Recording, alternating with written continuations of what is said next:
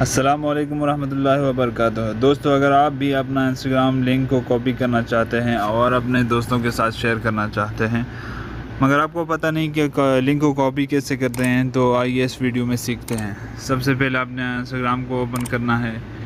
इसके बाद नीचे प्रोफाइल में जाएं। प्रोफाइल में जाने के बाद यहाँ एडिट प्रोफाइल पर क्लिक करें। उसके बाद यहाँ नीचे यूज़र नेम, इसको कॉपी करें। मैं यूज़र नेम को कॉपी कर लेता हूँ।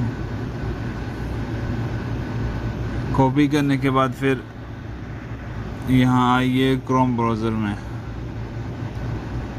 क्रोम ब्राउज़र में यहाँ पर लिखना है instagram.com। लिखता हूँ instagram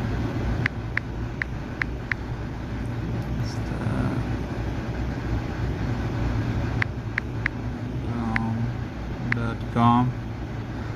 उसके बाद स्लैश, फिर जो आपने कॉपी किया था उधर से यूज़र नेम, इसको यहाँ पर पेस्ट करें।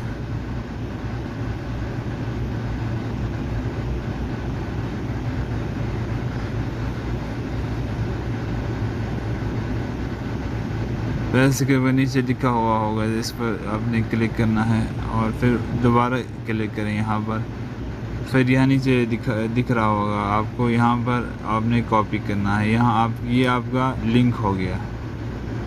ओके, आप इसको अपने दोस्तों के साथ भी शेयर कर सकते हैं और फेसबुक, व्हाट्सएप